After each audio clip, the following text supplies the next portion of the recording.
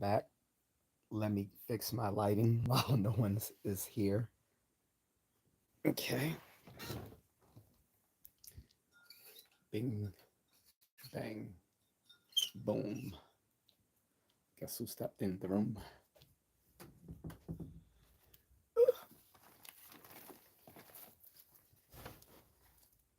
All right.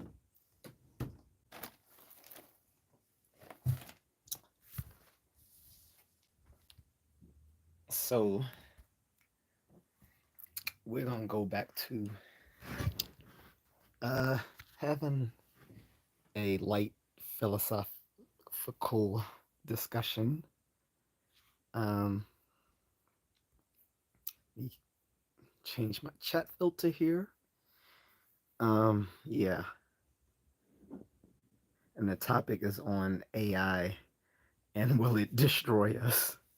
That's not the actual uh, name of the live stream, but this generally is like a philosophical discussion on AI and the AI singularity theory, uh, the technocracy, futurists, all that sort of stuff. And I'll allow related questions around that as well. All right. We have a new thing here. I can because I haven't gone live in a week and a half. They've changed some stuff here. Sorry, I haven't been live for a while, guys. But so now they have a thing called top fans, where if you can be the first in the leaderboard by showing support, try sending a live chat or super chat to me, and you can be one of the top fans. I'll mention that later when I see people in the chat room, but for now, I'm just saying that for the people who will be watching this on replay. There's no point in, not talking until people come in uh, to the chat room because I've seen live streams where people do that, and to me, that's just really weird. Where people will just sit on the live stream and actually do nothing or say nothing. So, um, yeah, shut up, Bruce Lee Garcia, before I call ice on you. Anyway, that's that's how we rocking today. That's how we rocking. $750 reward for turning in people to ice. So leave me the fuck alone, or I will give them your IP address. Fuck with me.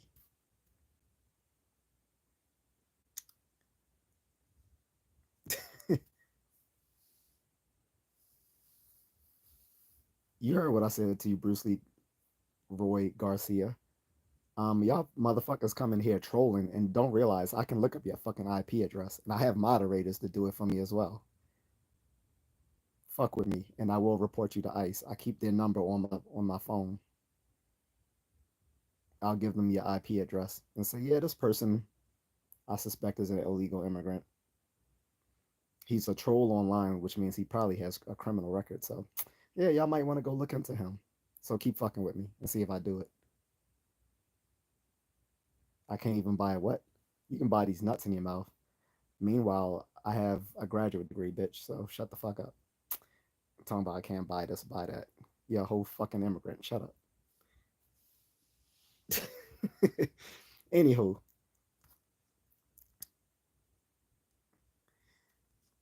to the rest of the chat room, what's up, guys? To folks who celebrated, uh, Happy July the 4th yesterday. If you're American or if you celebrate, not everyone celebrates. So.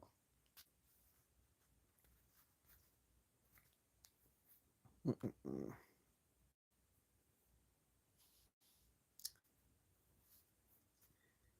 Anywho, so I'm not gonna spend the whole time on the stream with dealing with a troll. So anyway, guys, for all y'all coming in, I haven't been live in over a week, so apologize for that. I also have a friend I'm trying to support in the Philippines to help her get on her feet. Um, I still need at least $25 more. I want to raise before I send it to her. I've already sent her some money, but like to at least get $25 more for her to help her out. Um, what's up? Is it Kyler or Cooler? What's up, Jessica? Hey, Priscilla. Tyler VR.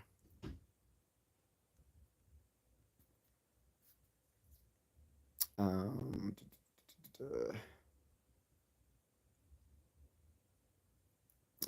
Dance, Shoeboy, Fire Acer. Appreciate you subscribing. Thank you. Um, what happened to her? Is she okay? Oh, so my friend, so you can go to my previous live streams and I actually had her twice on my live streams. So she's a Filipina. She lives in the Philippines. 3 years ago, so you know how there's hurricane season every year in America, in the United States, right? And in the Gulf of Mexico area, well, Gulf of America, if you rather. um, so we have hurricane season around the same time every year. On that side of the world, they also have tropical storms, but they're not hurricanes, they're typhoons. And so there was a super typhoon about 3 years ago, around 2022 ish, late 2022 ish, which she said wiped out her home where she lived in Cebu. Cebu is a major area in the Philippines, like Manila. You got Manila, Cebu, Davao. Those are like the three major metropolitan areas. She lived in Cebu City, and her belongings and home were wiped out. So she's been kind of living on a fritz since then. She's living in a sort of community home, like a shared housing situation right now. And she lives with her daughter who has a cleft palate. So she's looking to get that fixed. And meanwhile, like they really have very little to eat. But like her means of work was like jumping from call was sort of like a call center hopper, like someone who just goes from one call center to the next in the Philippines. It's kind of common. And so she's down on her luck, and you know, because they've been facing like a food shortage.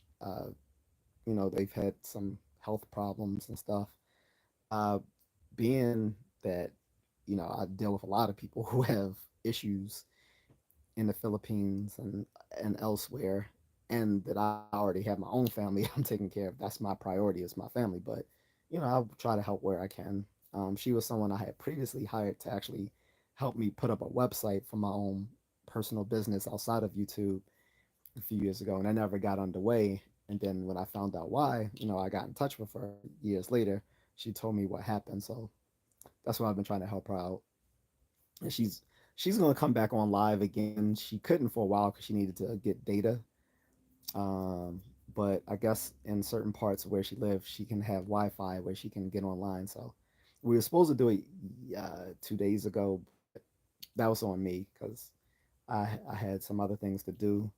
And then I had another friend who was I've had online last year, Christian May, who wants to return as well. So you're probably gonna see that. So I'm gonna be doing that more often, where I'm gonna be having more folks on with me. So that's everything in a nutshell.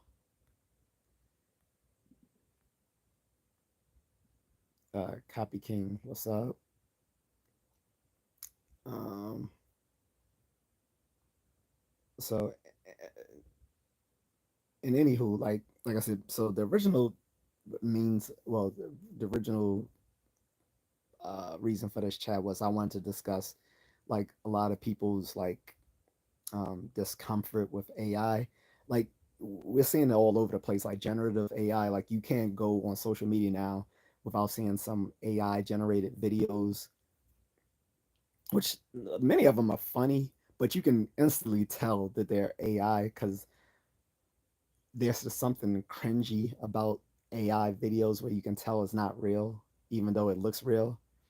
Often the the details of what are the giveaways, like numerous, like more than five fingers on a hand, or certain like um certain movements that just don't look very human like.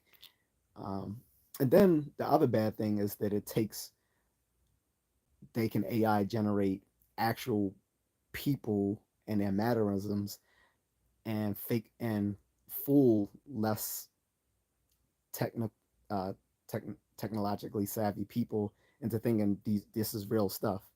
That's the real danger. So you're already starting to see governments around the world and different uh, social media platforms put restrictions on what can be generative AI on your posts. And now when you make posts like on Facebook or IG or YouTube, they actually make you label whether you're using generative AI or not. So we're starting to see protocols come into place. So I don't think people should be too paranoid. What's up, Eric? Um, but there's a deeper fear about that, not just about the generative AI or the fear about um, media companies using the likenesses of entertainers without their permission. Most, like as it stands now, most of them have to get permission from uh, uh, those actors or singers or whatever or athletes.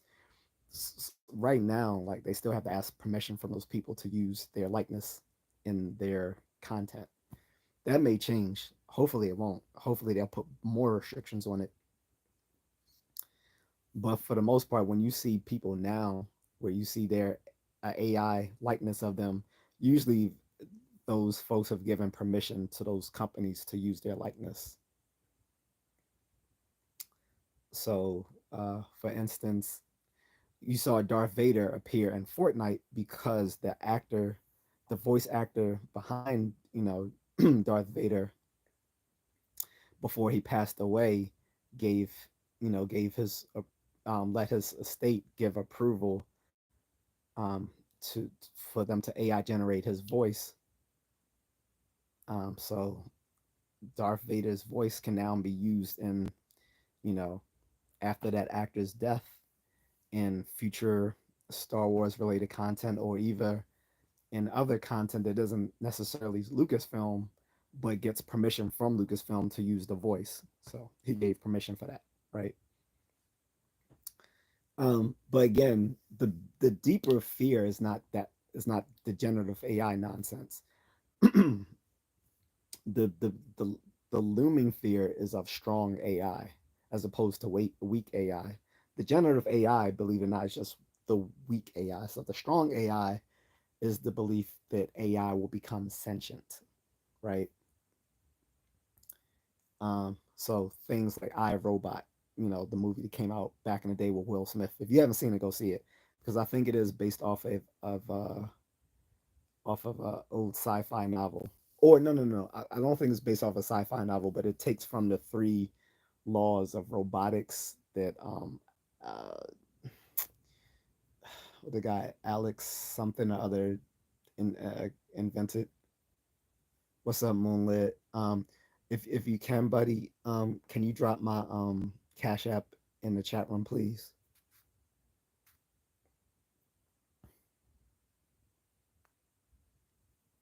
Appreciate it. Um, but so like I said, yeah. So most people's fear isn't really generative AI. Generative AI is just going to fool people who aren't technologically savvy. That people are fearing strong AI. Thank you, brother. Guys, that is my Cash App handle. So if you guys want to support me, or you want to help out my friend Micah or my friend Krishame, you can send me money for that. And if you want it to go specifically to Micah or Krishame, just put in the Cash App for, say, for your friend, or for Micah. Her name is Micah, Micah. Or if it's for Krishame, her name. if you can't spell it, that's fine. You can just say for K. Use just say K, and I don't know what it means for Christian May, but her name is spelled Krisiame. Okay, Christian May or Micah. So if you want to donate money to either of those two ladies, you can just put that in when you send me the Cash App, or if you just want to send it to help support my channel, since people are claiming I don't have have stuff here. I mean, I literally have a computer in front of me and a big screen TV, but yeah, um, whatever. So, but yeah, if you want to, if you just want to support the channel, just you can cash at me. Just say just for you're just supporting my channel, or whatever. But if you want to, but if it's a specific donation to Micah or Christian May, just say for Micah or for Christian May. Okay. And you can send me a super chat here as well. You can send a super chat or a super thanks. The super chat comes in many different forms. You can send it as a super chat where it highlights your text, it highlights your comment, or the other form of the super chat comes in the form of a gift where it'll send me like a little, well, it'll send the whole chat room like a little um, um, GIF on the screen for everyone to see. I always don't know whether it's GIF or GIF. And I've even talked with people who actually do this, do like um, graphic design as a living, and they still disagree with whether you say GIF or GIF. So I don't know what you guys call it, GIF or GIF. She literally said, I think, matter of fact, and this was an ex girlfriend of mine. She was telling me that she did graphic design. She's like, well, technically, yeah, it is. She's like, it is. She said it is GIF, but I hate calling it GIF, so I call it GIF. I don't know. But no, when I say GIFs, I'm saying GIF, GIFT. But the irony is that when you send a GIF to me, it puts a GIF on the screen. So if that makes sense.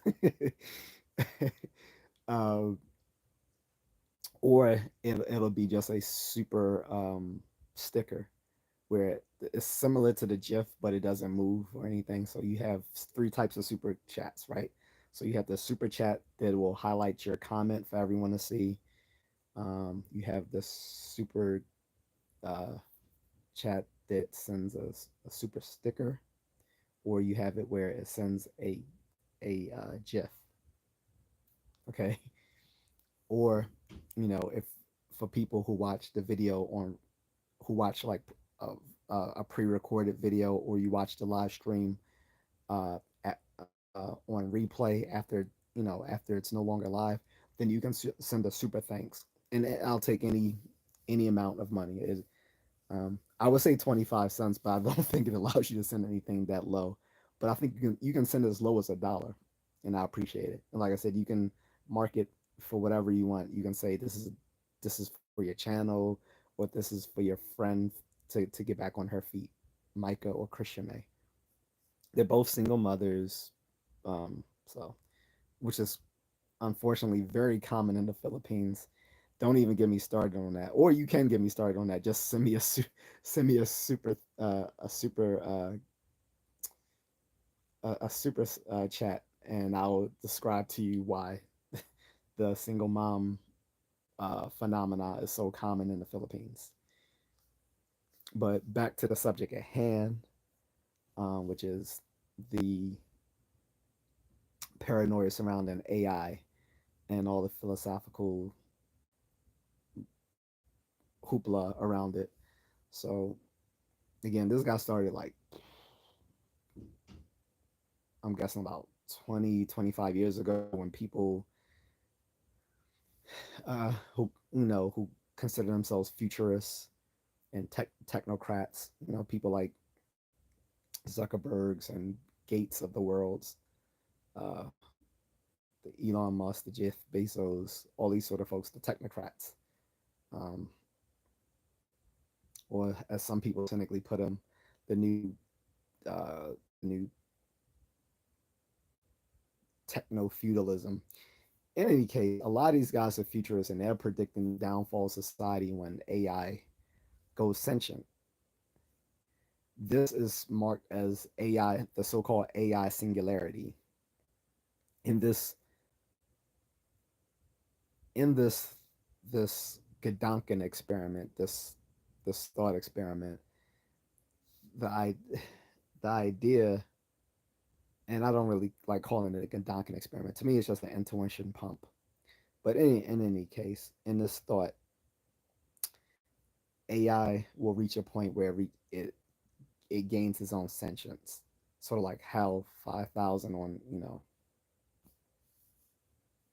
in the old sci-fi movie and well novel first, great novel by the way.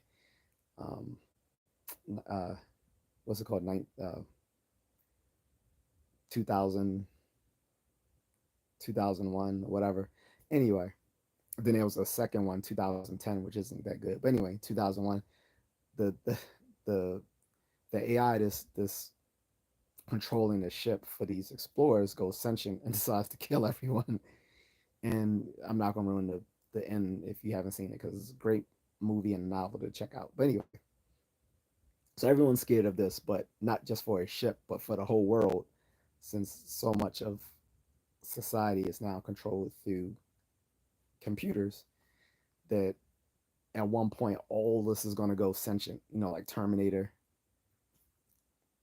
And when it does, the computer's going to realize that either we aren't necessary to their continuation, or even worse, that we're actually a hindrance to the world and get rid of us. Or in the Matrix, that they use us as a as an energy source. I don't find any of this stuff compelling. By the way, I'm just going to be completely honest about it. I don't find any stuff compelling, but to futurists, they find it's very compelling that AI will one day go sentient, and when it does, it will decide that we are no longer necessary, either to extinguish us, uh, enslave us, or uh, um, subdue us in some way that would make us basically their pets. Like this is the fear.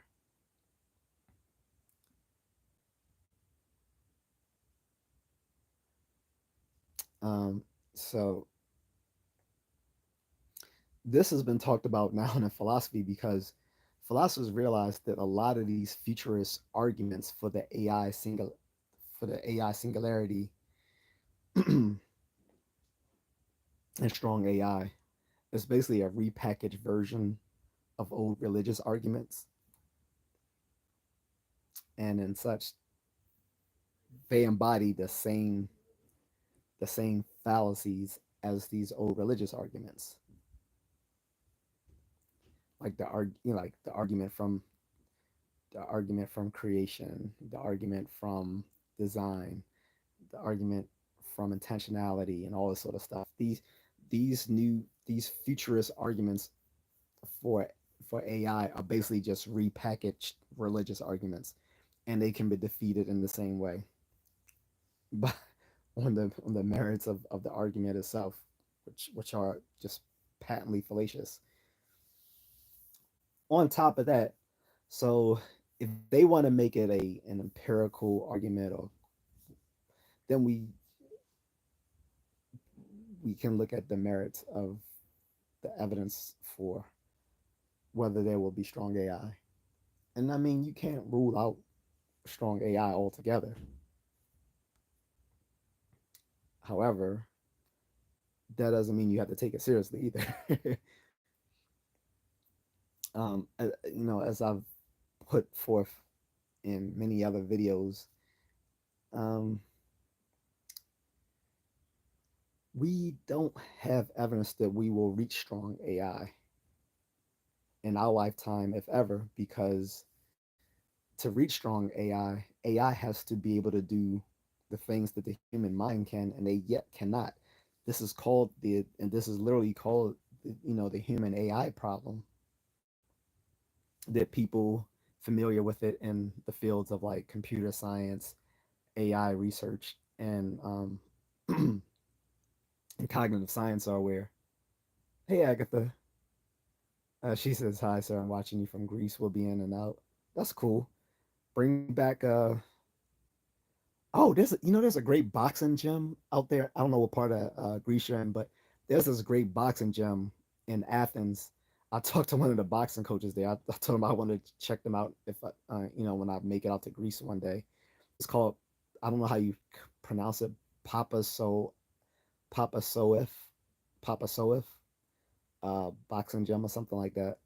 I think it's like a family owned boxing gym. They seem cool. Like they got, I like the content they make. Um, but originally I was gonna say, can you bring back some Greek food? But we literally got a Greek town here in Baltimore, and I know you got a Greek town, like you got a whole Greek town in New York City. But it's nothing like eating the food. Actually, I'm an elitist when it comes to food. Like it's nothing better than eating the food in the actual country and city from which it came compared to eating it here. Like eating something like ramen or eating ramen in the actual ramen shop in Tokyo or anywhere in Japan because there's regional variations of ramen throughout all of Japan. Eating that out there as opposed to like here, like eating your little uh little 25-cent ramen. It's so much different. What's up, Carlton? He says, peace, just a contrarian in the chat. Um, but yeah, because I told you come to Baltimore one day. I was like, well, if you do, bring me some of that Greek food, like some baklava or um, a gyro or some shawarma. Some people don't know the gyro and the shawarma are two different things, but yeah, gyro, shawarma, baklava, any of that's all good. Um, uh, slow. I was about to say, I can't remember what's the stuff that's on the stick. The They put all the stuff on the stick, which is I mean also kind of shawarma, but when it's all shish kebab. Yeah, that's it, shish kebab or shish kebab, baklava, shish kebab, gyros, shawarma, kebab. Yep, thanks, Carlton. So it's more than one type of kebab. Shish kebab is just one type of kebab, right? I like Greek food, and I don't know any hood that doesn't have like a Greek owned like takeout or bodega. Um, but anyway, so yeah, so anyway, so like I was saying, so the whole fear of strong AI and the whole singularity, I think is I don't want to say it's absurd. I just don't think I just don't think it's a warranted fear just because there's very little to the only reason people would take it seriously is because people who are much smarter than them think that it's true. That's pretty much it. When you have very smart people like Elon Musk and Jeff Bezos and Mark Zuckerberg and Bill Gates and other technocrats talk about it who are all self-convinced that these things are going to happen, people take it seriously. However, none of these people, again, have formal training in analytic philosophy. They may be trained in, you know, computer science, software engineering, um, data analytics, all that sort of stuff. Cool. But they missed the crucial point that we don't know enough about the mind to model it, to model the entire to model every aspect of the mind onto AI yet. Like you can't have AI research cannot outpace cognitive science, which cannot outpace philosophy of mind because AI research is built on cognitive science, and cognitive science is inextricably linked to philosophy of mind. Melissa says, with AI, I feel it's very important to be extremely cautious. I also see looking back that humanity always adapted to or with technological advances wiping out civilizations. I don't see that yet. He said we kind of are one with tech. Well, so again, so I'm gonna spell out my reasons why. Which again, I've said this in other videos. Carlton says I don't think God has a gut feeling either. That kind of gets the Carlton hit it, guys. Give Carlton. He, what do they say on like the TV shows? Give that man a I don't know. Can you you guys fill me in? I'm scatterbrained right now. But yeah, Carlton wins the prize. I don't think AI has a gut feeling either. That quote unquote gut feeling goes to the heart of the human AI problem. Again, all AI still isn't able to model all aspects of the mind because not all aspects of the mind are yet understood by philosophers. The most the most human aspect of reasoning that we all do, whether smart or stupid, is abductive reasoning, which is also called uh, inference to the best explanation. AI cannot do that. And the reason why AI cannot do that is because we don't understand how abductive reasoning actually works. We call it reasoning to the best explanation because all we know is that you give you you give people a certain amount of data, and from that data they can jump to a conclusion, but there's neither there's neither a probable nor a necessary implication that leads from the premises to the conclusion, unlike with deductive reasoning, the the implication is of necessity from the premises to the conclusion, whereas in inductive reasoning and in statistical reasoning, the the implication is is of probability, right? Then you also have another type of reasoning, which is eliminative reasoning. And eliminative reasoning can be either inductive or deductive, where you actually um, you can imply either through by necessity or through probability of something by actually extracting away from certain data. Now you can model that on a computer, at least statistically, but you but like I said, you can do deductive reasoning, inductive reasoning, statistical reasoning, and even some forms of eliminative inferences, but we can't do abductive inferences, even though it is the most basis, the most human like of reasoning. We don't know actually how it works, and this goes to the heart of the human AI problem. That's not the only problem with some aspects of the mind that we can't yet model onto AI, but it is one of the biggest. And until we solve the human AI problem, you can't have strong AI because strong AI uh, necessarily means that we can model all aspects of the mind onto strong AI to give us sentience. Because the other issue is with the concept of consciousness itself. A lot of people in cognitive science and philosophy of mind don't believe we actually have consciousness. But in whatever aspect we do have some sort of consciousness, you're going to have to model that onto the AI to give a strong AI. That's what gives it sentience, the consciousness part. But if phenomenal consciousness doesn't exist, although we believe that we have it, how do you model that? And again, the that gut feeling, that that's another aspect that is called the gut feeling is intuition. Intuition is uh, is our our ability to do naive inductive inferences. or or statistical inferences uh, without being consciously aware of them. Like it sounds hokey, but this is actually we've actually found this in scientific psychology. Is In scientific psychology they call it what is it called? The actual term for it.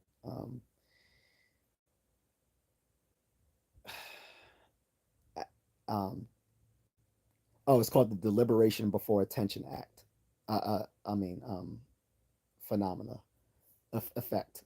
The deliberation before attention effect, which means that you can you can unconsciously reason on certain things before you've even attended to it and making it in your decision making and judgments, right?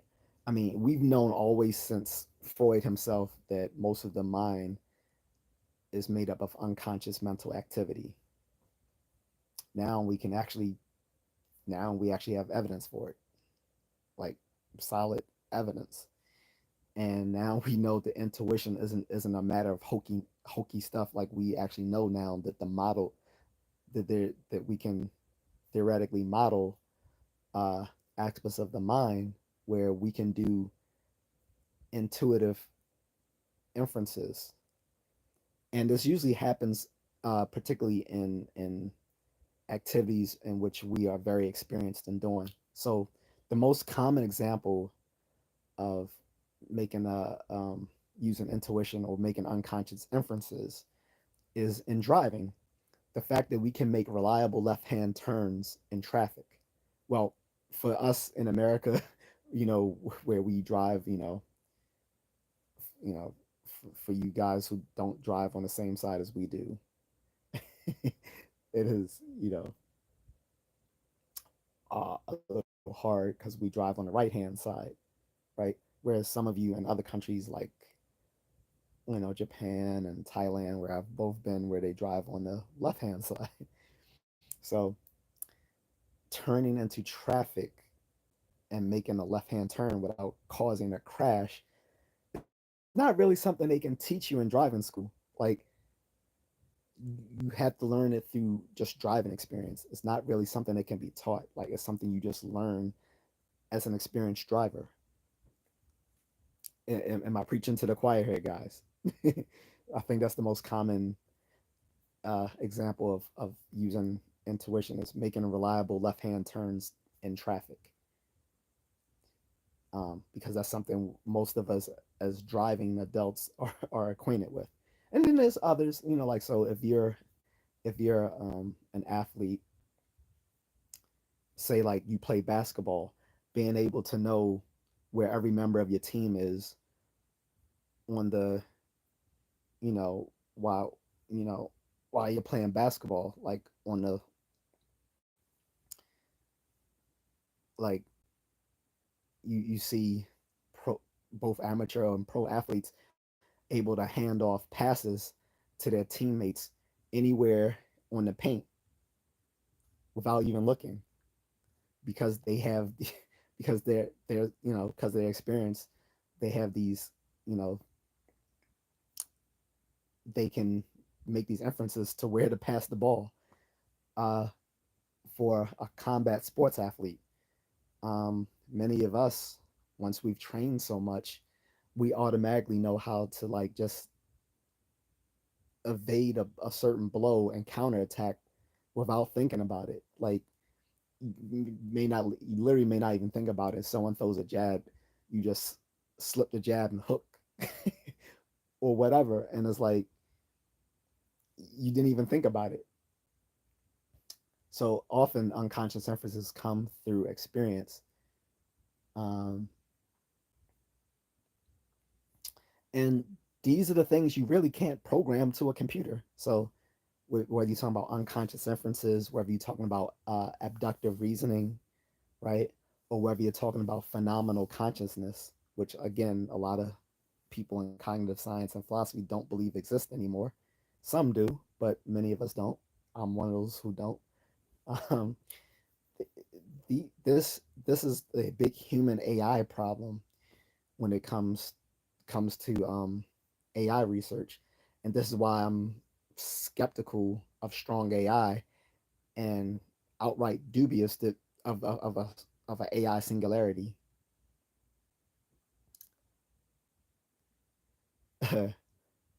Yeah, Carlin says the gut feeling be on point. Mona says it's not fun driving from the right side of the vehicle in skinny roads where traffic is for real. Yeah.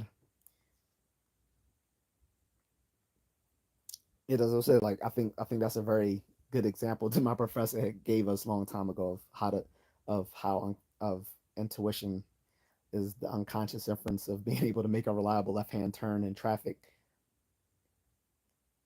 And I'm guessing for people who drive on the other side of the road, the converse is true. Would be making um, a reliable right hand turn in traffic for people who drive on the other side of the roads in different parts of Europe. I guess like England, then like in Asia and places like Japan and Thailand. So yeah. Luckily in Philippines they also drive on the same side as Americans do. So if for expats it's easier to get used to driving in the Philippines than in Thailand, which is the second most common place that people expatriate to. But at least in the Philippines, like I said, they drive on the same side that we do. Now they drive crazy as shit, but that's a whole different problem. um, check my chat filter here.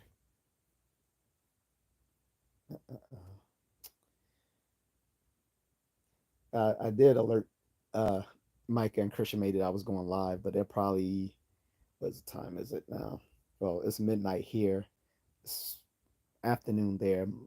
A lot of those a lot of those women for some reason like they get really busy around lunchtime, either because they're cooking or they're eating or whatever.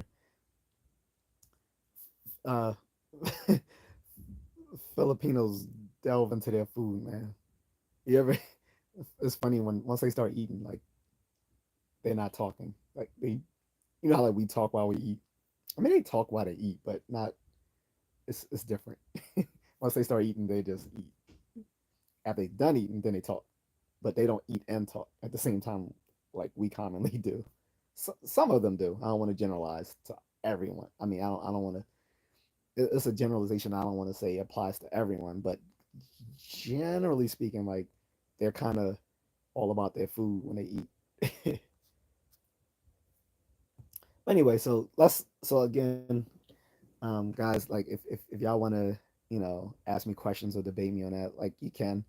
But like I said, I find the idea of strong AI and getting to a point where we're going to be fighting the machines like in Terminator, I find it highly dubious.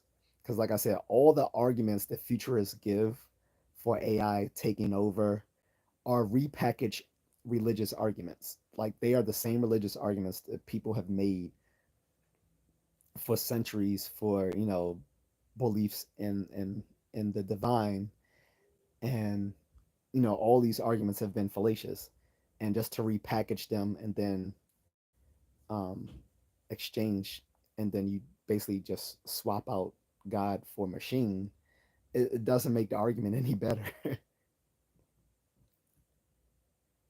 But it's, like I said, like most of those arguments, like I said, none of those arguments are convincing. A lot of people are convinced by them, not because of the argument themselves, but by the people who are making the arguments. They was like, well, if these technocrats like Gates and Zuckerberg and Bezos and Musk are all believing this, then it must be true. This because they're technocrats. This because they're successful billionaires. Just because they deal in technology does not mean that they know what they're talking about, because they are trying to sell you a philosophy argument, and none of them are trained in analytic philosophy. So be careful what you believe just based on the person selling you the argument. Also, you got to have a little bit of healthy skepticism and cynicism about it. What Think about it. Why are technocrats the main ones selling this idea of strong AI and and a singularity? You, this is where you gotta invoke your inner Frederick Nietzsche and his philosophy, I guess you can call it for back of a letter for lack of a better term, constructive nihilism, right? It's not nihilism in the sense of oh, like nothing matters, so therefore, no, that's not what his constructive nihilism is of two things. One, it takes from the fact that Nietzsche was an existentialist. Existentialists basically believe that there's no meaning to life, at least no external meaning to life, and therefore you're free to make your own choices, right? Some people see it as bad, some people see it as good.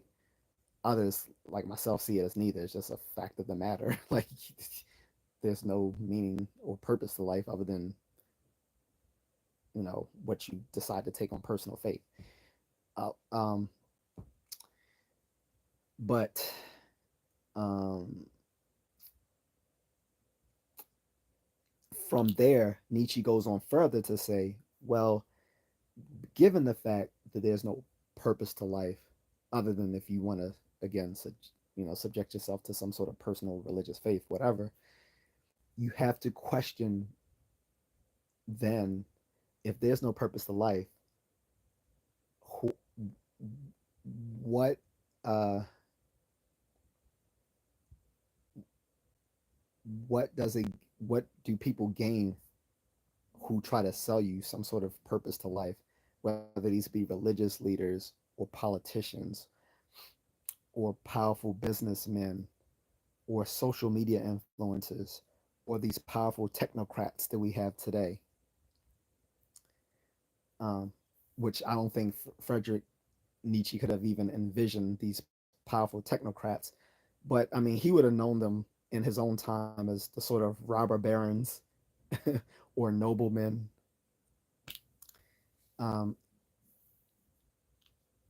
and and as such, Nietzsche's constructive nihilism still stands to merit. Like his constructive nihilism is basically on par with what a lot of us would call,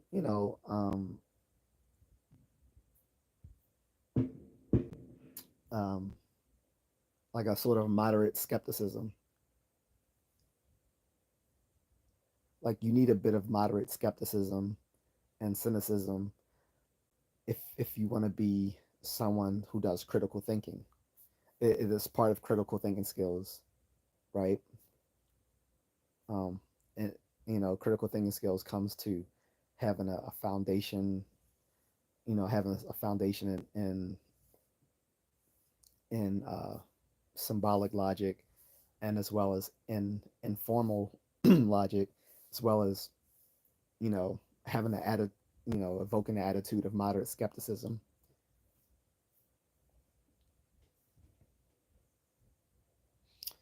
And it's like, so you got a question. So why are these technocrats pushing this idea of strong AI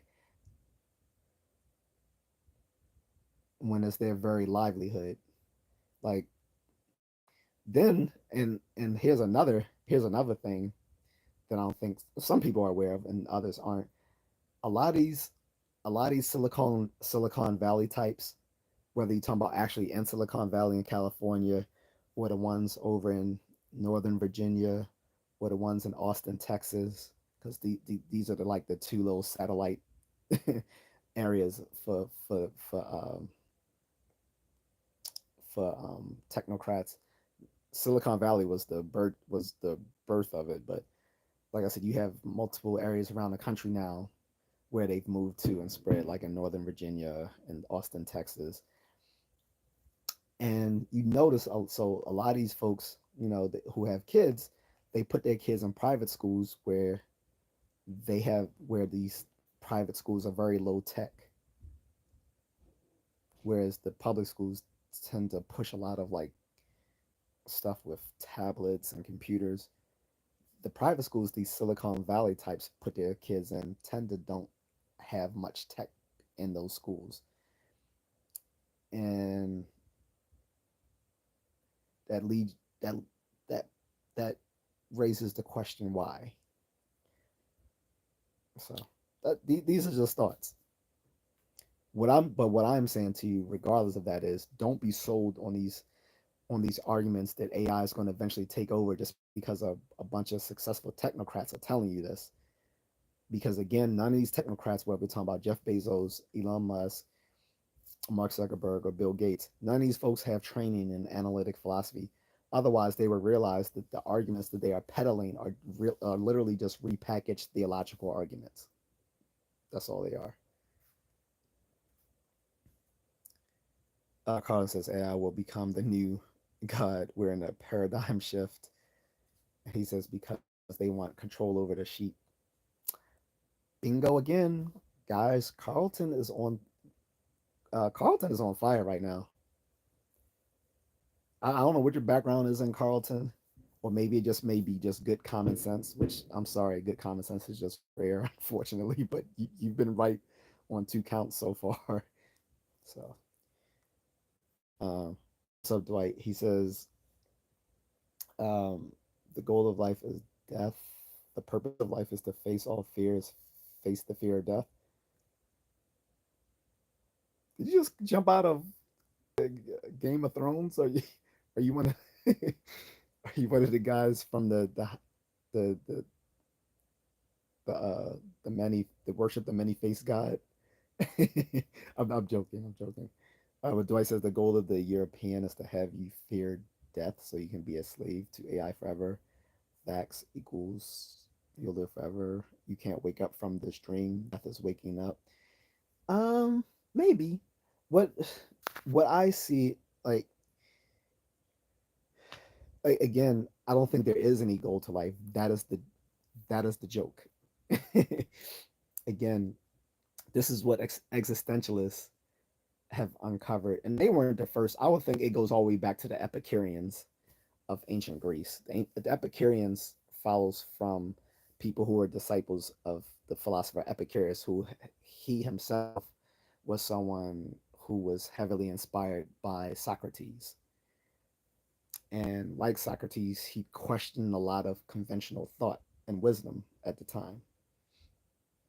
And Epicureans were mocked even in the Bible. Like if you read the Old Testament, it's like don't listen to those Epicureans, which almost became a slur for like non-believer.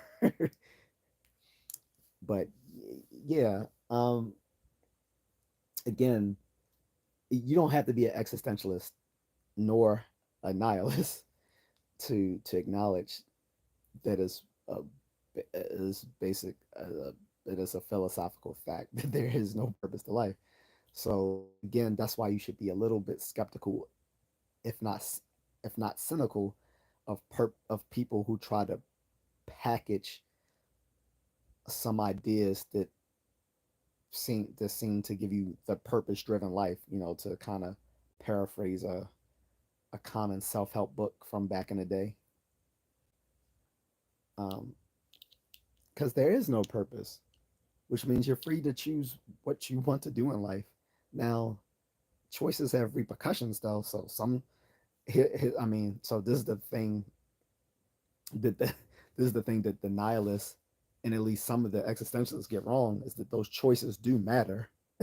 Like, yes, you're free to choose whatever you want in life because there's no ultimate purpose or meaning to life, but choices have consequences. So it is on it behooves you start sorry to use these military terms, but yeah, it kind of behooves you to make the right choices because some choices are better than others. Now, like again, a nihilist would deny that. A nihilist would outrightly deny that any choice matters more than any other. Whereas some existentialists would concede the point, others won't. I believe the existentialists that don't believe that your choices matter are basically just nihilists, though. I think those sort of existentialists are basically just nihilists, where the ones who do concede the point are more reasonable because yes, choices do matter. Yes, you're free to choose whatever you want to do, um, based on your environment and you know your mental fortitude and your opportunities and yada yada yada yada. But the choices do matter. But again, driving home that point that there is no purpose of life. You're free to choose what you want. You have to you have to question the the motives of people who want to sell you certain ideas. Why do billionaire technocrats all seem rather convinced, or they want you to think that they're rather convinced that we are leading to a AI singularity where at this point in when the singularity hits, AI will become sentient and realize that we are not useful. I don't buy that idea, and neither should you.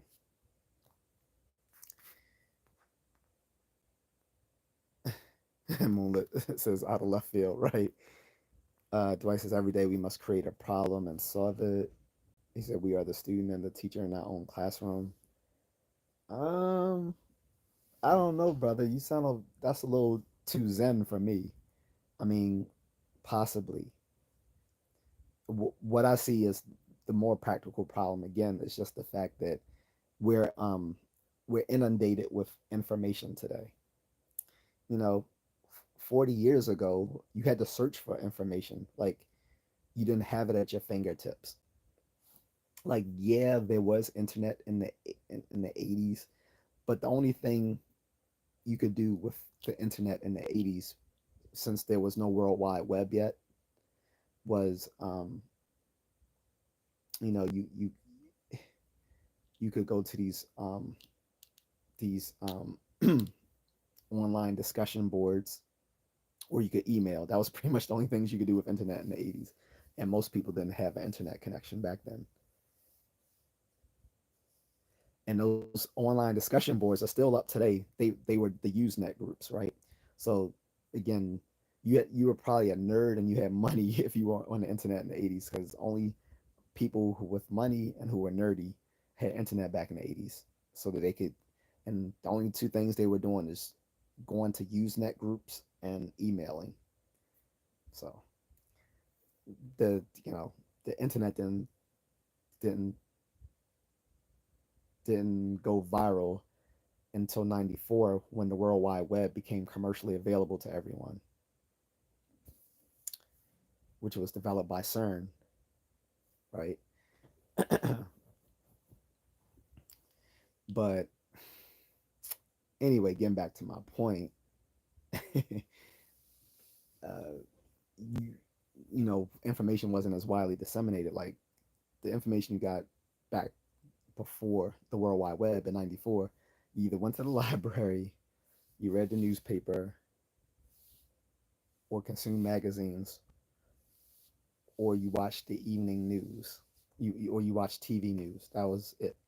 Now you're inundated with information everywhere: social media, um, the unwelcome emails that you get from family and friends, um, not to mention DMs from from your uncles and aunties telling you about some weird thing they just found out. Now they want to share it to everybody. Everyone has a everybody has at least one aunt or uncle that does this. I have them on both sides. I have look, I get it both from my family and my in-laws. Like my wife's family send me stuff too. And I was like, did your uncle so and so send you such and such too? And she'll laugh and she's like, yeah. I'm like, okay, so not just me. She's like, no, not just you. I'm like, okay, so he's sending that shit to everybody. So everyone has uncle and aunties of it don't matter what race because they're Filipino, that send you a deluge of unwanted information. Then you get a then you get unwanted information through your social media feeds and Facebook and Instagram, even here on YouTube. I'm always the same with my in-laws. I know, right? Asians are just like you would think. You would think they would be exempt from that, but Asians overseas are just as bad as Americans back in the U.S.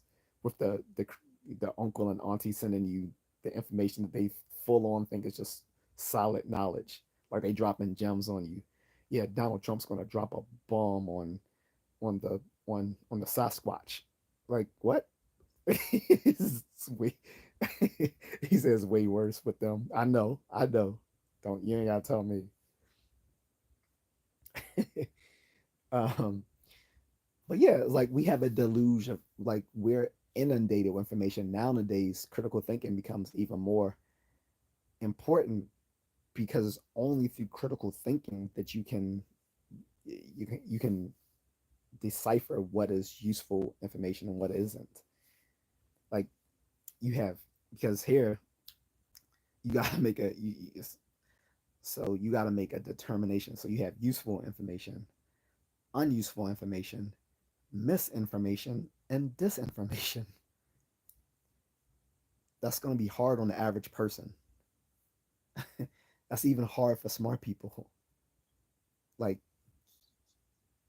being smart is enough. You have to be critical thinking as well, and most people don't do that because is everyone assumes they have so much good sense that they never um try to look for more of it.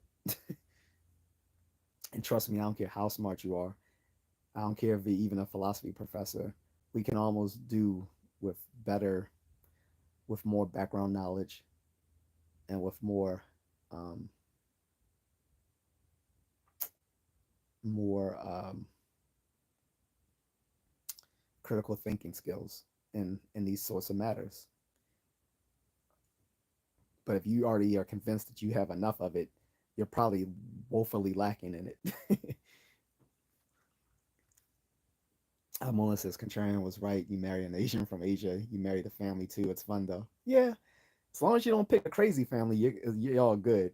I haven't, but some people have married into crazy families, so it kind of behooves you to check out her family before you walk down that aisle.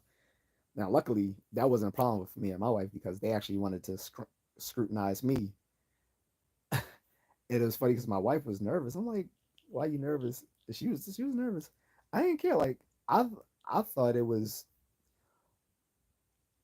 I thought it was a great idea they were scrutinizing me. That meant that they cared about her, especially since her father wasn't around. Her uncle stepped up to to basically take the place of the father and like see what kind of guy this is this dude.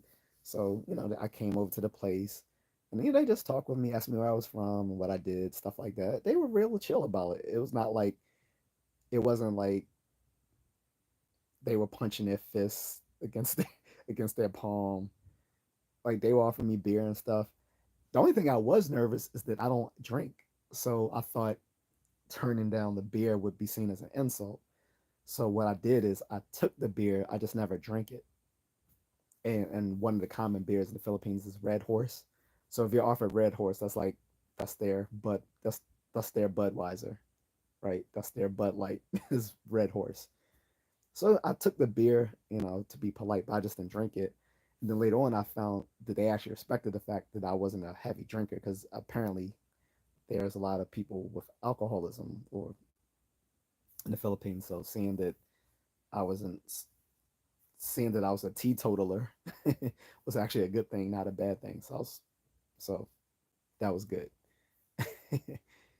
Anyway, back to the subject. Joel says I'm starting a new job Monday. Um, Again, not any unrelated questions. Uh, Drop it in the super chat and I'll answer it. Uh, but yeah, people like if anyone has any unrelated questions to the topic, I'll be I'll be happy to answer it in the form of a super chat. All right. Um,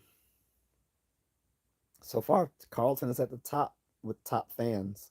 I still don't know exactly how it works, but he has 75 XP. I don't know what XP stands for because only thing I think of XP is on Pokemon Go. Yeah, I still play it. um, Probably until next year though, because I'm kind of getting tired of it. I've been playing since 2016, off and on. I played it when it first came out, then stopped playing it for like 2 years and start playing it again, and been playing it since. But kind of dropped off of interest. Like when I do play it, I'll play it for like 5 minutes and then that's it. It's, but anyway, I don't know what the XP is for. I think that just means how much you're participating. I think that's participation points. But I thought originally it was for like people uh, giving supers of some sort, whether a super chat or super thanks. But I guess not. I guess it's based on participation. Anywho, so back to the so like I said, a lot of these arguments are repackaged theological arguments. So let me mention some of these arguments from of that have been used in religious philosophy. The argument from design, right? Or the argument from intentionality, uh, the the causal argument, all these sorts of things. These are the same arguments that the futurists are using for AI. Again, they're just substituting God for AI. So the argument from design argues that there's a God that exists. Uh, well, yeah, because the universe is designed, which means there must be a designer, and that designer hence must be God. You really don't. You could take one class in philosophy and see why that argument doesn't work. Same thing with the first cause argument, or the cosmological argument, rather. Um, like the problem with all those arguments is that you already have to assume well you already have to believe that the that the Christian God exists in order to be the thing in which these arguments are leading to with the conclusion. However, if you're not already someone who believes, these arguments don't work. At best, they show that it's conceivable that there is a God, but these arguments don't prove it. And then you have so-called empirical or quasi-empirical arguments for God. These don't work either for the same reasons, is that you already have to assume or believe that there is a God to for these arguments to be convincing. And this is the same issue with these new AI arguments. They're doing the same thing. It's just that you substitute God with AI, and then you have to assume that there's already strong. Well, not just AI, strong AI. Sorry. So you already have to assume that strong AI exists or will exist for these arguments to work that the futurists are trying to sell you. Dwight says, I like your personality, okay? God or Satan are two sides of the same coin. It's just duality like night and day. Um, I guess that, well, I guess that depends on your theological doctrine. I think in Gnostic, some of the Gnostic teachings, there was a sort of duality to God and Satan, but in a lot of more traditional Christian and theological doctrine, God and Satan are not uh, are not a dual force. It's more like Satan was a lesser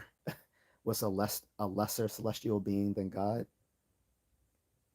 So, for instance, just to go off on a tangent a little bit, if you look at the Lord of the Rings, there is a certain religiosity and mythology behind Lord of the Rings for people who look more into it, who are huge Tolkien nerds like myself, J.R.R. Tolkien, who wrote the books. Like when you read the like when you read the the the the appendices to Lord of the Rings, as well as his other books that he meant that he wrote but didn't finish. His son actually finished editing after J.R.R. Tolkien's death, Christopher Tolkien. Um, when you look at all that literature, like there's a lot of religiosity behind Lord of the Rings, sort of like Chronicles of Narnia. Like everyone knows Chronicle of Narnia is definitely talking about Christianity. Like Aslan, the lion, is basically Jesus in lion form. He even says so in the book that he said, "You know me by another name in your world." So similar to that in Lord of the Rings, Eru Iluvatar is the god of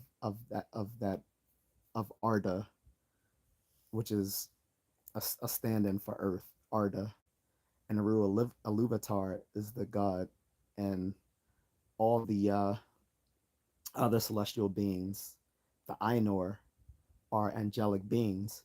Now, there was one particular powerful Ainur that fell from grace, but still takes part in the songs of Eru Iluvatar, because everything that Eru Iluvatar has designed, even when one of his beings fell from grace, was designed in his plans, which in Lord of the Rings is basically his songs. His songs are what created the world and everything else, and his songs are how he does everything. All the Ainur take place in the songs, and even when this evil celestial being, uh, Melkor, who became Morgoth, which is the ultimate source of evil throughout Arda, and who is the original Dark Lord, but corrupts another Valar, Valar the highest order of the Ainur, and the Maiar are the second order of Ainur. So the Valar, Melkor, once he became a fallen being, became Morgoth, the original Dark Lord, who then corrupted Sauron, who became the Dark Lord of Middle Earth. In any case, all of this was planned by Eru Iluvatar and his ultimate plans. So it would be wrong to say.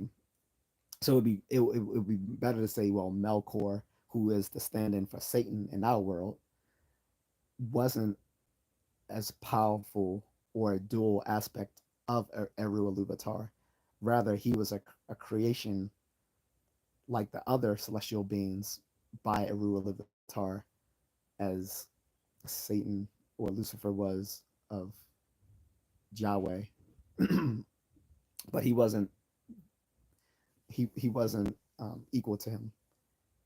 Rather, he was part of his ultimate plans, and even his fall from grace. But if it was so deemed by Eru Iluvatar as by Yahweh, he could destroy that being. But it's within his cosmic plans for this being to continue existing. Especially if you look into, again, theological doctrine on free will and divine grace and all that other sort of stuff that I won't get into because I don't really particularly buy any of that stuff. But for people who do, they know what I'm talking about.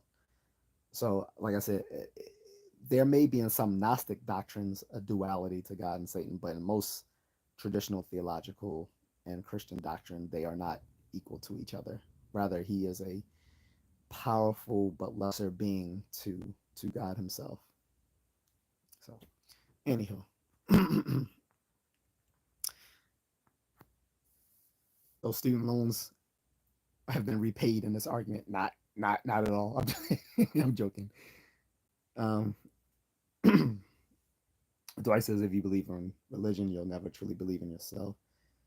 Again, you're saying religion like is one thing. Religion is just a umbrella term for like literally thousands of different beliefs and ideas. So, um, Dwight says Jesus is a mind virus given to the world to keep Europeans in power. Philippines, etc. The people of the poorest countries believe they'll need to be approved to get into heaven. Well, that's just patently false because the idea that, well, both the historical Jesus and the biblical Jesus started off as ideas in the Middle East, um, not in Europe.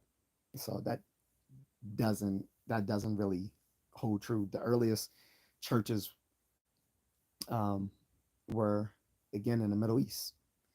Um, Like you still got like the Coptic Church of Egypt and Ethiopia and stuff like that. They've been around since the Catholic Church, but they went their own way because they didn't, you know, as far as I know, they didn't adopt the Council of Nicaea's creed or credos or whatever. So, but yeah, Europe wasn't isn't the earliest. The Europeans weren't the earliest Christians, so that doesn't really hold sway. On top of that, if if the most Christian countries are also the most successful, then that kind of defeats your argument. The U.S. and the EU are, the most advanced and successful nations on the face of the earth. So outside of places like Singapore and Japan, so that doesn't really hold sway.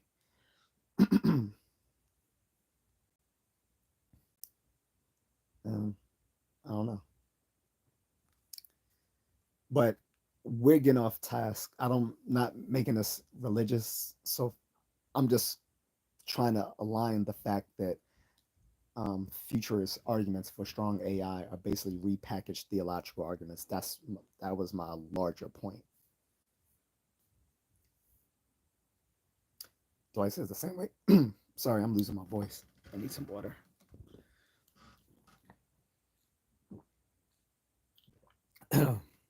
He says the same way they need to be approved to come to America. Europeans like you to believe you need approval. I don't. First of all, I don't know what you mean. I'm not European. I'm American. Not only American, I'm foundational Black American, and my ancestor was the one who wrote the Declaration of Independence that was celebrated yesterday. So I don't know what the fuck you're talking about. However, I will say, mm, um, if I I want to give your arguments the respect that they deserve, but it's a little incoherent, to be quite honest. A little incoherent. In any case, guys, getting back to the AI discussion, I don't want this to be a theological discussion. My larger point was beliefs in AI singularity and strong AI are repackaged ideas that people trained in philosophy are all too familiar with because they're the same theological arguments that have been pushed for centuries on people, and they just swapped out the concept of God with the concept of strong AI, but they're lacking in the same. But these arguments are lacking in the same validity that those theological arguments are. At best, they at best, just like the theological arguments, at best they can say that hey, it is conceivably possible, it is conceptually possible that strong AI will exist, and if so, we need to be wary of it. That's the best those arguments can do.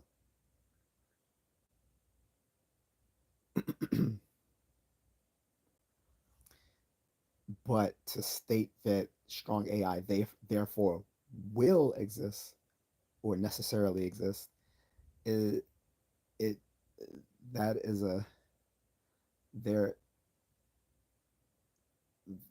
they're licensing a conclusion that the reasoning doesn't bear. Like they're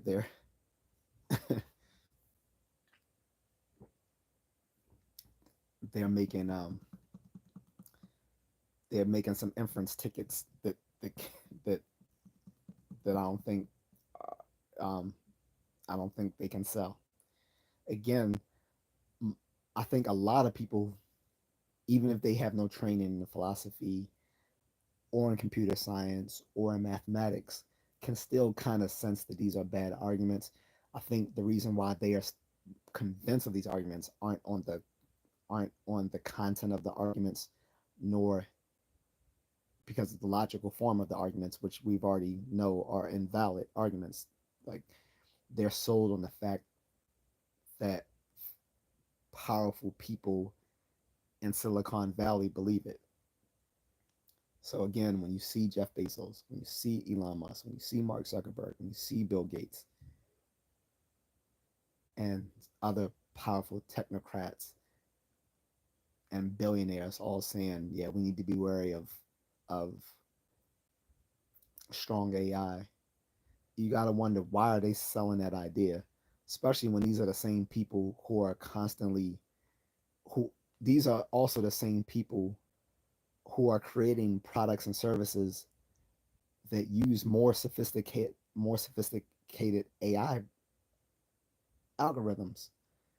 We all have now ChatGPT or Grok, um, or Meta AI and all these other programs, um, produced by these same people warning us about strong AI.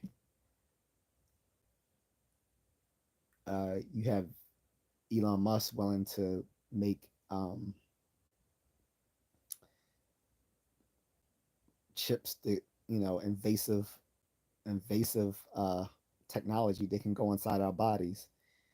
Um, you got Meta and Google. Sorry, for my YouTube overlords, Google, no diss here, but you got people like Meta and Google creating like self-driving vehicles and uh, smart tech, wearable tech, as opposed to invasive tech like Musk wants to make. They all use AI, and it's like, why are the same people pushing different AI products and services on us, the same ones telling us we need to be wary of strong AI, if they're not leading to that very thing? It just seems very dubious, you know.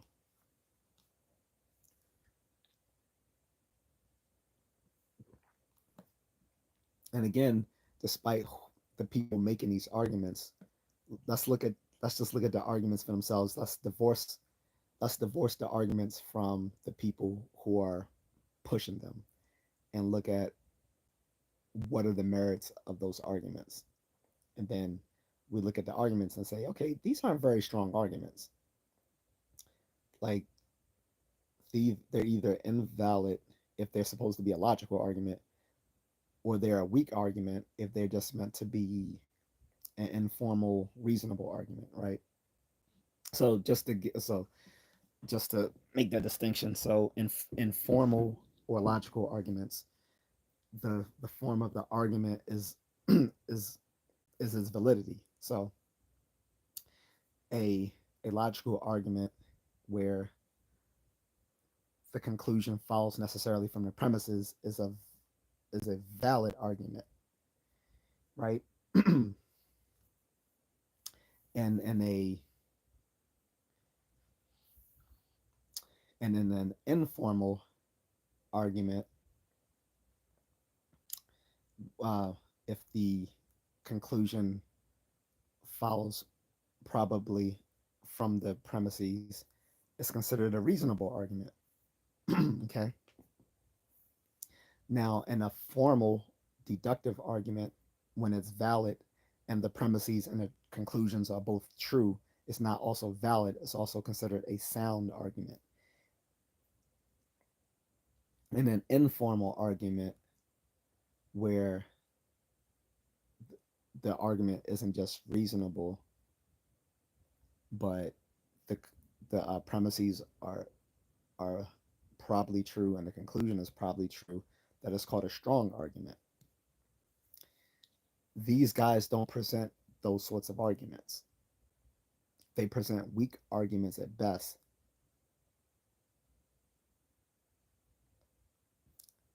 and completely invalid ones at first. Then I don't want to be too I don't want to get into too much um, nuance, but then you have two types of logical validity. You have pure syntactic validity, which is just the form of the argument itself, like um, if A and B, then A, and if A and B, then B, and I don't want to get into all that syllogistic stuff. But so you have pure like syntactic validity, then you have semantic validity, which is not just the form of the argument, but the content within the argument itself. That's semantic validity. And likewise, in informal arguments, um, there's a form, but it's more about the content. So, in any case, the arguments these futurists present, whether they're multi-billionaires or not, are not good arguments. They're not. So, like I said, a good argument in a deductive or formal argument is valid. A good argument in informal arguments is reasonable.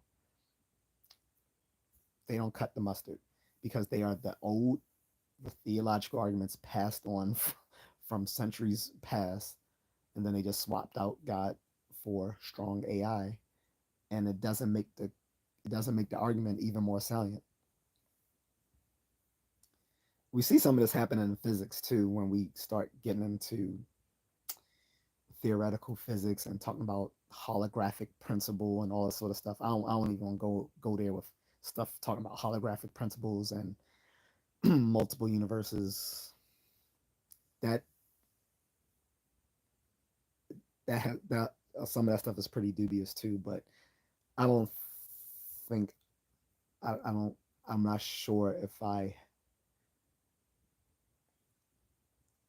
well, for one, I don't want to address that here today because that's a whole different art. That's a whole different discussion. And two, I don't want to get into it because I'm not sure if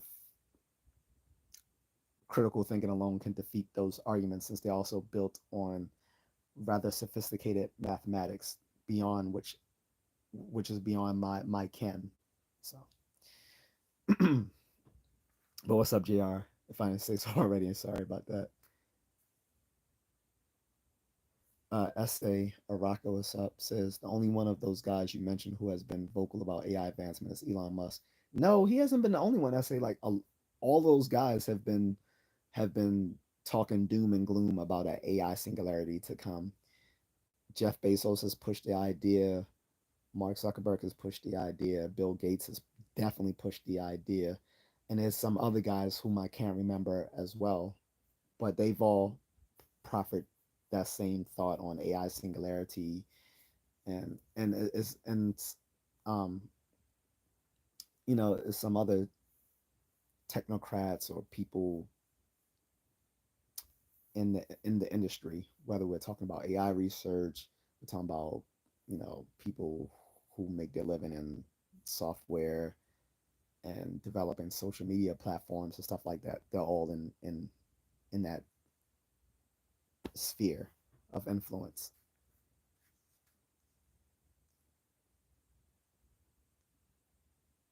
Dwight says you're talking in circles, man. Simple, you're God. Believe in yourself to the point that you're willing to die for it. For the fools you got vax, they'll become a slave to AI because they be. Yeah, okay. You sound like you're on the spectrum, buddy. That yeah, I think you sound like you're in the spectrum, on the spectrum rather. Sorry, but thank you for for contributing. But you definitely sound like you're on the spectrum. Carlton, does it sound a little wacko to you too, man? Like I'm trying to give as much grace as possible, but from all his comments, sounds like he's on the spectrum or just had too much Red Bull, something I don't know. You know nothing. I'm sure you got vax. Yeah, okay. Good luck with that.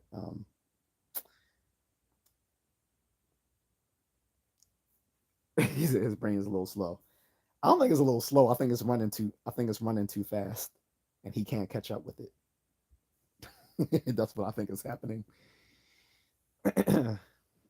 Like I said, I suspect he's either on the spectrum or a little schizo. We already know that once it hits midnight, we start getting those sort of folks. I'm sitting on the couch saying there's no purpose to life. Yeah, because that is, again, that's like, that's not a new phenomenon in basic philosophy. Like everyone, any philosophy undergrad would tell you that. Like there's like that's I'm sorry, that's not a phenomenal thing that I'm describing here. Justin, what's going on, brother? And the reason I was talking about there's no purpose to life was to go to my original claim earlier, which that I think that Nietzsche had it right when he came up with his own philosophy, which is constructive nihilism. Constructive nihilism starts from the existentialist claim that there's no purpose to life to the further claim to say that being that we already know that there's no purpose to life, we need to be a bit skeptical or cynical of people who try to package um, purpose-driven lives to other people. We need to ask what is the benefit for them in doing so, and this tends to be people who are politicians, religious leaders, business folks, social media influencers, technocrats, those people of this sort. They want to sell you ideas, but given that most of those ideas lack any merit, why should we take these people seriously? And what's in it? What's in it for them for us to accept their ideas? That is the whole gist of constructive nihilism that Nietzsche thought of. So that was my point, and I'm not sure if you gained that or you again your brain's running too hot. Do you wake up doing nothing every day with no purpose? Yes, everyone does. Everyone wakes up doing nothing. Yeah. I'm I mean, unless you have uh, crazy leg syndrome or something where you're literally walking around in your sleep. Yeah, I'm doing nothing when I sleep, as is all people who have a normal sleep wake cycle. But I mean, if you can't contribute to the conversation, which is talking about AI, um, I'm gonna bid you a do, and you can go to another live stream and have your autistic thoughts over there.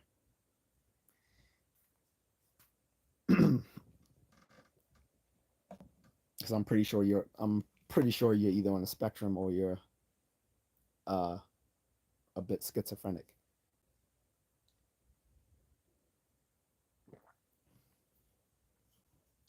or you're just a tweaker.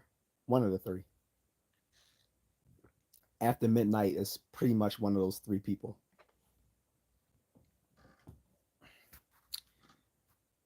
All right, and now you go.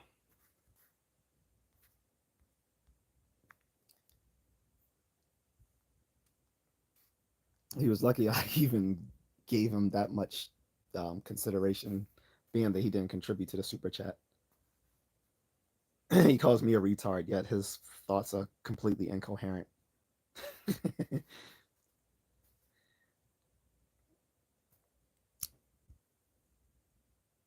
Melissa says I was letting him talk low key. He sounds delusional and probably comes from a religious family. No, he's just retarded, bro. Like, I'm sorry. He's he is definitely either on the spectrum or he's schizotypal, or he has a schizotypal, excuse me, schizotypal personality. He's one of those two. Carlton says he sent them to the block party. Exactly. Hope they got some nice grills set up at the block party because that's where a bunch of them went and are going. Well, this is my bad. I was far from my phone. No problem. Yeah, he was on the spectrum. Like I kind of gleaned that from his very first comment, but I thought it might be going somewhere. I thought, he might be one of those people who took like who read either a philosophy book or took one class in philosophy, and then they tried too hard to be, they try too hard to be deep. I thought he was one of those types at first, but then as the comments kept going on, I'm like, yeah, this dude is like likely on the spectrum or schizotypal. And after 12, you're gonna get those types. But that just means it's about time for me to go to. It's 1 o'clock. Um, I was hoping to get some people, especially at this time of night, who probably had more interest in this, and I can pick it up on another day.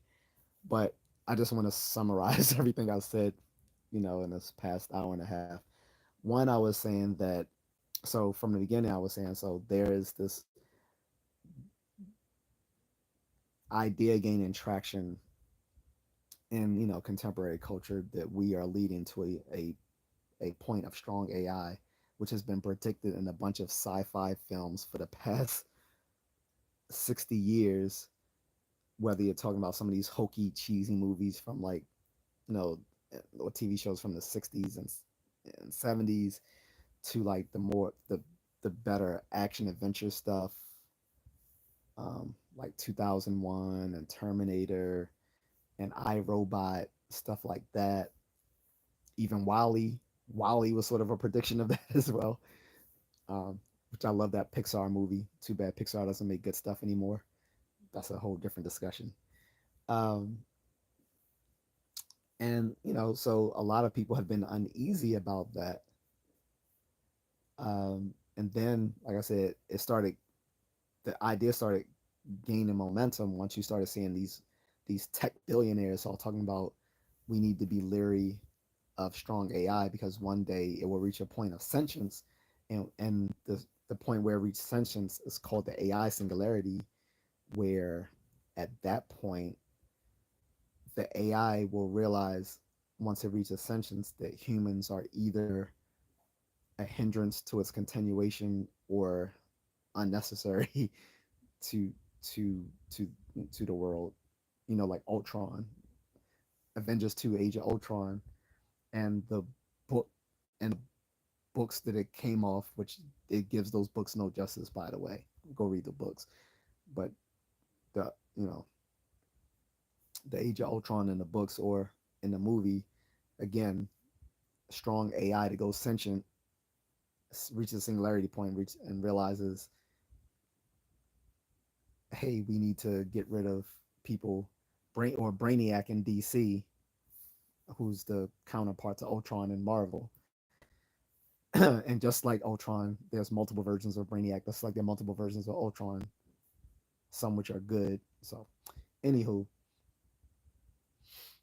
once we started seeing people like Musk and Bezos talking about it, then people started taking it seriously. But then your that's when your spidey sense should kick in. Your skeptical spidey sense should start kicking in. Like, okay, why are the same people producing strong AI, or I'm sorry, producing AI products and services, being the ones telling us we need to be on the lookout for strong AI because it will eventually destroy us? Like, if that's true, then why are they contributing to that very downfall of humanity? It's like, yeah, there's something dubious about the idea. And then once you come at it from a point that, for the very few nowadays who unfortunately have a background in formal philosophy, um, and you realize, if you've taken a philosophy 101 class, that they're literally reusing the same old, like, 1,000-year old arguments that came out of that came out of you know um, medieval philosophy. They're literally repackaging old arguments from medieval philosophy, wherever you're talking about the ontological argument, the cosmological argument, the teleological argument, these sorts of things. Um, and they're just swapping out God for strong AI, but it doesn't improve the argument because the arguments are still fallacious arguments. And it's like, yeah, like that. Those arguments aren't any better just because you made it about AI instead of God. And then you realize a lot of people aren't convinced by the content of the arguments. They're being persuaded by the people pushing the arguments, and that's why then I evoked Nietzsche's philosophy, constructive nihilism, which was uh, a complicated sort of philosophy where it takes from existentialism, and existentialism is the philosophy that, you know, there's no purpose to life, therefore we're free to make whatever choices we want in life. And then nihilism, which Nietzsche himself did not wasn't a nihilist in the conventional sense of what we mean by nihilism. Nihilism is an extension of existentialism, which says that um, there's no purpose in life, but that means that nothing we do matters whatsoever. That is nihilism. That was not Nietzsche's point, and that's not what all existentialists believe. The existentialists who do believe that our choices don't matter are indeed nihilists, but there are other existentialists who do actually believe that our choices matter.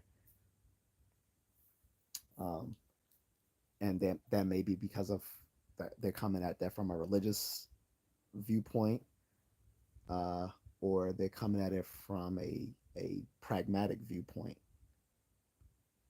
So either way, I side with those latter existentialists who say no, the choices do matter. But yeah, we are free to make whatever choices we want. Um, you know, ceteris paribus, you know, all other things, you know, being taken in consideration.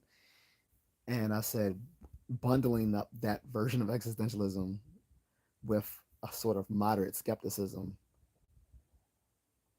and Nietzsche's own cynicism about powerful figures, not in just his time in the 19th century, which he would have been completely justified to be quite dubious of powerful figures in the time in the 19th century where in which he lived, but in any time, and particularly today, where we are actually inundated with information, unlike in previous ages, that yeah, his constructive nihilism has merit. That yes, given the fact that there's no purpose in life, but that powerful people always want to sell us ideas, they kind of try to sell us on certain views that are supposed to make our lives better, i.e., give us purpose. We need to ask what is the benefit to them for us accepting their ideas, and that holds to these technocrats. Why are the very people constructing products and services using AI being the same ones who are pushing the idea that these things will eventually lead to strong AI gaining sentience? If that's the case, then why are they building these very things that will cause our downfall? What is it for them for us to believe them? So I'll leave you guys with that. Other than that, I'll take some questions right now, and then I'm gone. If anyone has any questions, I see a few people here in the chat room.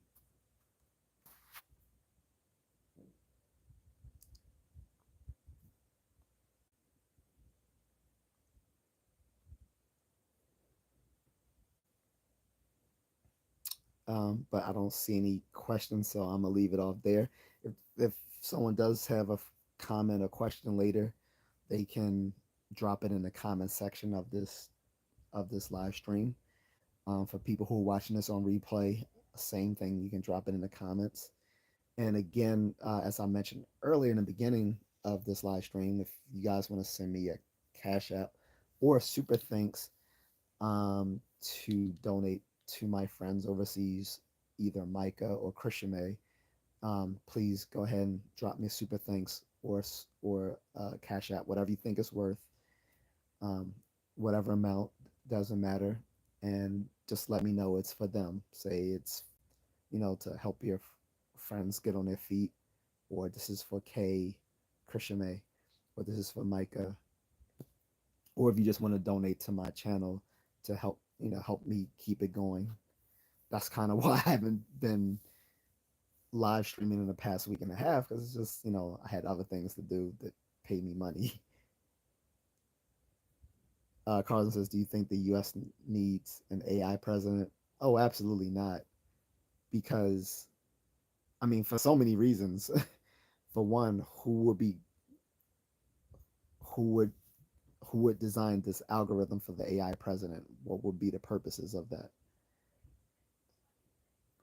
Um, and what reasons will we think that a AI president will be better than an actual human president?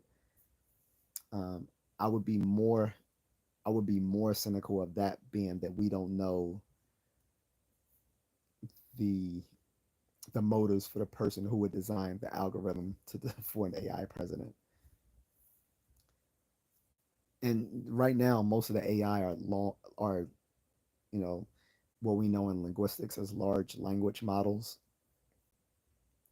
And this is sort of my problem with the these AI search results that people use now with ChatGPT and Google Gemini and Grok and Meta AI, is that they're large language models, so they're designed to access large databases and and produce information based on those databases, but they're not designed to actually give accurate information. They're just designed to give the best results based on the information available to them through their database, and and they as more data comes into them through people's interactions with them, they become self improving. But that's still not the same as giving accurate results, because that's the reason why Google Translate is such a shitty uh, app for learning, for speaking with people uh, in other countries where the language isn't a European based language, is because they're just geared to produce results. They're not necessarily geared to produce good results. But as more people use them, they can tweak these large language models and make the algorithm more efficient. But being, again, more efficient doesn't mean that they're necessarily going to give more accurate results. And we don't want an AI president doing the same thing, that we have an AI president that can just churn out ideas. Just being able to churn out ideas better than a person doesn't mean they're going to churn out good ideas. Randy says my man gets it. Thank you. But yeah. So no thanks on the AI president, um, or or AI anything where we want to have actual humans in control, because again, this is the reason why people are still leery of AI controlled vehicles. So, Agnes says, what about AI in the medical field? I think AI can be useful in the medical field, as far as medical research, but not as far as doing the medical, but not as far as performing. Well, no. Okay, so let me take that back. So AI may be useful not only in, like, obviously medical research, right? Like any research can be better informed through using, like, these large language models, because you can access a large amount of information more quickly using the AI than you can, like, manually, like doing uh, searches like we did in college, where we had to go through all the different, like, academic databases. Like, they can instantly access all these academic databases. So yeah, so with any sort of academics, AI is going to be improvement on research, um, re, with for research tools, um, and AI in the medical field may help as far as giving more objective diagnoses. However, I still want a human touch in those diagnoses, because again, it goes back to the human AI problem, which I talked about earlier. The human AI problem is the fact that there's many aspects of the mind that are not that can't be mirrored in AI, in artificial intelligence, because it's still not very well understood. And so you still want a human on the receiving end when it comes to doing medical diagnoses or psychological diagnoses, because there's some things that may not necessarily follow through just merely uh, deductive reasoning or statistical reasoning. Sometimes you will have to do a little bit of abductive reasoning or eliminative inferences that AI still doesn't do and may never do, because we don't know how abductive reasoning actually works. I mean, sorry, abductive reasoning actually works, right? Which is the inference to the best explanation. We in inference to the best explanation, you have to figuratively jump to conclusions, and there's no way to model that in software. So often the case, if anyone ever watched like that old show on Fox, House MD, he wasn't he wasn't making logical conclusions. He was doing abductive reasoning. Or the best example of abductive reasoning was Sherlock Holmes. Then we saw that again in shows like Matlock and in uh, Perry Mason, stuff like that. So whether you're looking at Sherlock or Perry Mason or Matlock, they were doing abductive reasoning, something uniquely uh, a feature of human reasoning, but something that we don't know how to model in our AI programs, because the cognitive scientists nor the philosophers don't know exactly how abductive inferences work. So we still need a human touch when it comes to the medical field or scientific research in general, right? So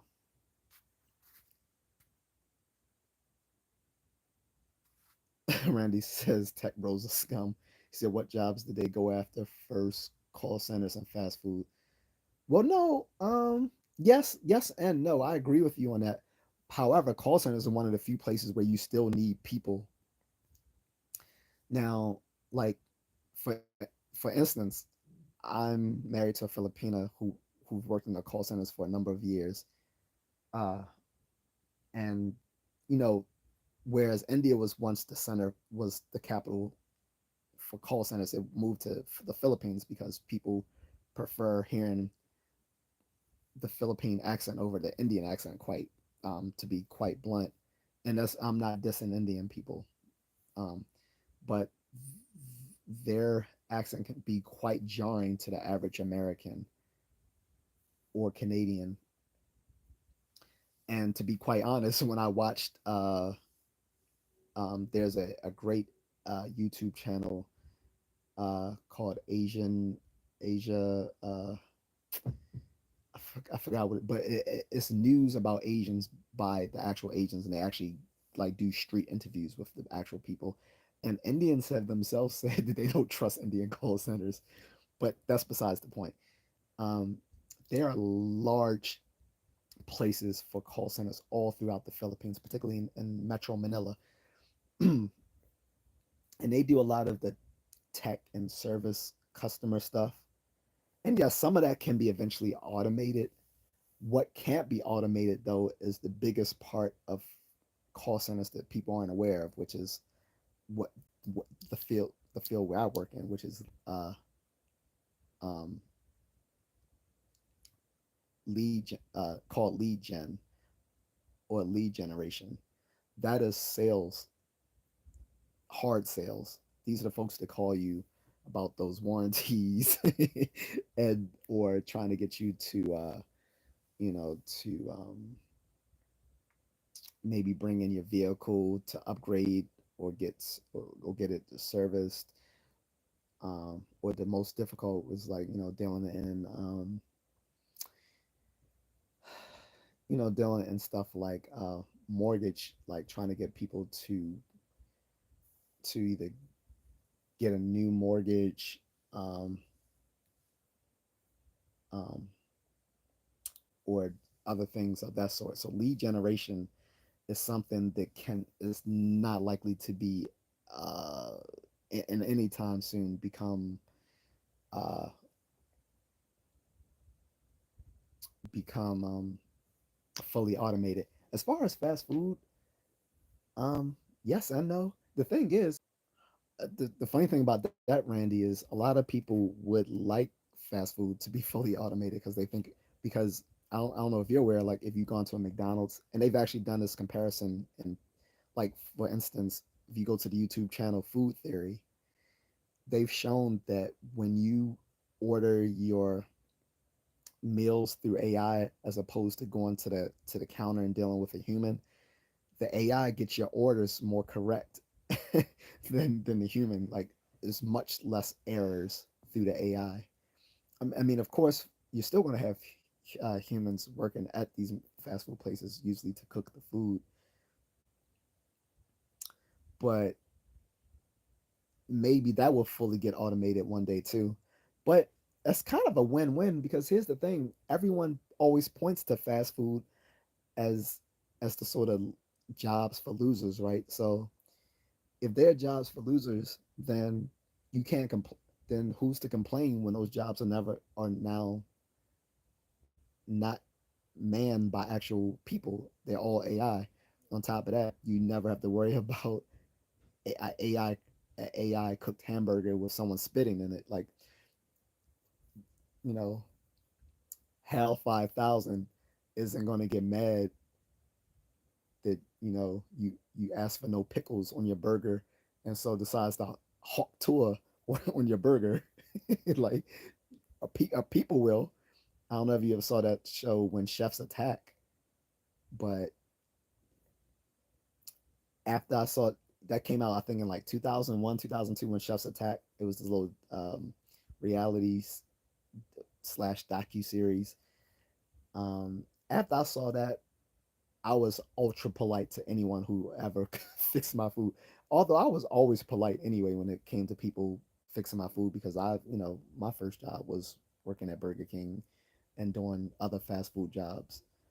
So I was always polite to people because I would want people to be polite to me in that position as well. And it was even like to the point where I hate dealing. It actually became a point where I don't want to deal with people who are rude to service to people who work in the service industry. Like if you're rude to people in the service industry, I know that a, a you're probably a, a mean spirited person. That's why after I went on this date with someone back in college, I stopped dating her because she was mean to the people at this little uh, bubble tea cafe we went to, or how my mom was like rude to people when we were, in some fast food place, and she's like, "Why are you so nice to them?" And I was like, "Why not? why, why not be nice to them? Like just work a because they work a low wage jobs, I mean I should be disrespectful to people? I don't get that. On top of that, being nice to those folks often got me extra food for free, and that came in very handy when you're a poor college student. Like just being nice to people, the girls would just sometimes give me free food. They might have also thought I was cute though. That might have been it as well. But whether it was being cute and also just being very polite to them, often got me extra food that I didn't even ask for. So anyway, I went on a large tangent. All that's to go back to say that if fast food is always pointed to as the loser job that you need to do something better with your life, then if those fast food jobs then become completely automated, then who's to complain about it? Call centers as well. Call centers are here, at least in America and Canada, considered um, low value jobs, but in the Philippines, these are highly coveted jobs. There are people who have whole college degrees that go to call centers because they'll make more working at the call center than they would in their given profession for which they went to college. So I don't think many of those jobs are going to be automated just yet. Like parts of it already are. Like you already have auto dialers and um, telephonic systems that are software, but they're built in for the convenience of these call center owners to for their people to make more make a higher volume of calls because is they don't have to manually keep going to a database of numbers and then manually putting in those numbers and calling people like it's automatically done for them. So there's a point where AI just makes the jobs easier as opposed to replacing the jobs altogether. So I know that was a long answer. Sorry.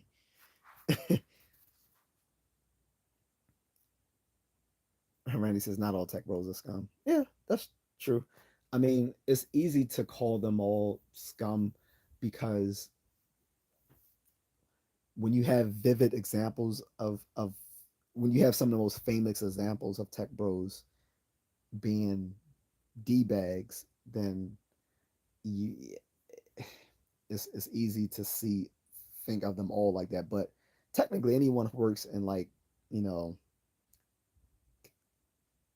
information science, data science, software engineering, and cybersecurity, those will all technically be considered tech bros. But I can tell you, most of those guys are pretty good dudes. Most of them go into that field because they like the flexibility it gives as well as the high pay. Because there's not very many high paying jobs you can get straight out of undergrad. Like most most degrees are of dubious value in college, which is why a lot of right wingers say that college is a scam. And it's not that college is a scam; is that college was never meant to be. College wasn't meant to be a trade school, and I think that's what some people forget. Whereas the problem is a lot of people of lower socioeconomic classes go into college for the promises of being brought into the managerial professional class once they graduate, and that's just not true anymore because that happened back in the time when most people didn't have a college education. So that degree did put you into the managerial professional class, but at the point where a lot of people started going to college, then it became incumbent on you to actually take up a useful degree, and not all degrees are useful.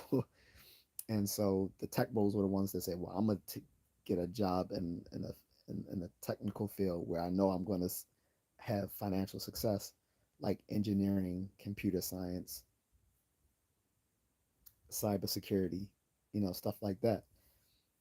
Um, and so these are just people who had the foresight to say, I'm going to spend my 4 years attaining a practical degree. So I can't call them all scumbags just because the most successful examples of them do tend to be kind of douchey, like Jeff Bezos and others. So if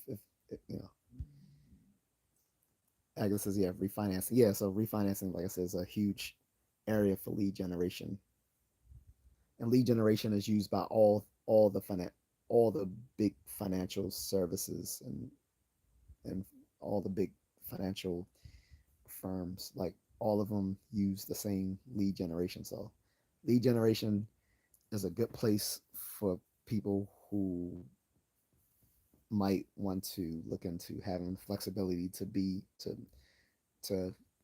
work remotely and or have that start their own businesses. So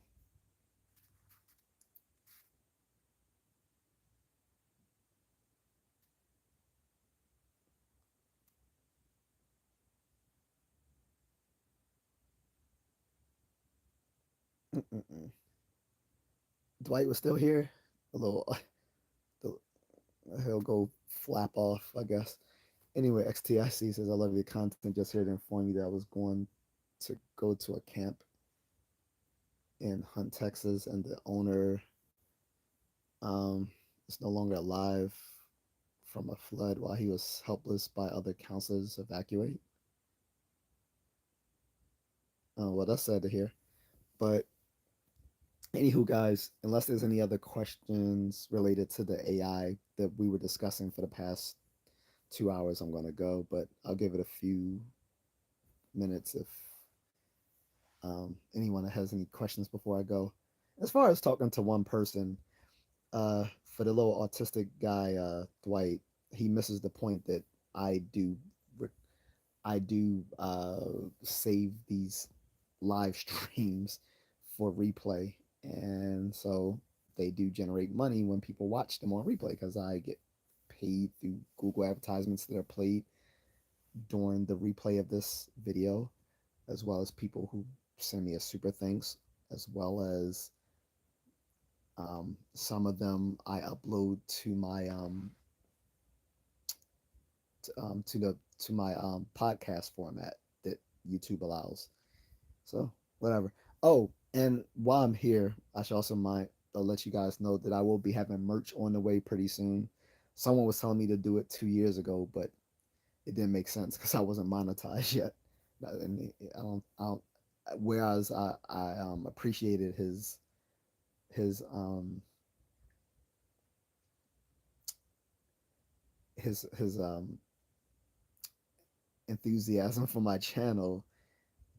Since I wasn't monetized yet, it didn't make sense to hawk any merch, but I will have some Just a Contrarian t-shirts coming out soon, so be on the lookout for that. It'll be you'll see it on the channel, and I'm gonna be rocking one of those t-shirts myself. But yeah, I will be having Just a Contrarian t-shirts coming out soon. I guess it's saying good night to you this morning here. Same here. All right, guys. So bon nuit. um, adieu to everyone. And if you're on the other side of the globe, have a good day. But thank you.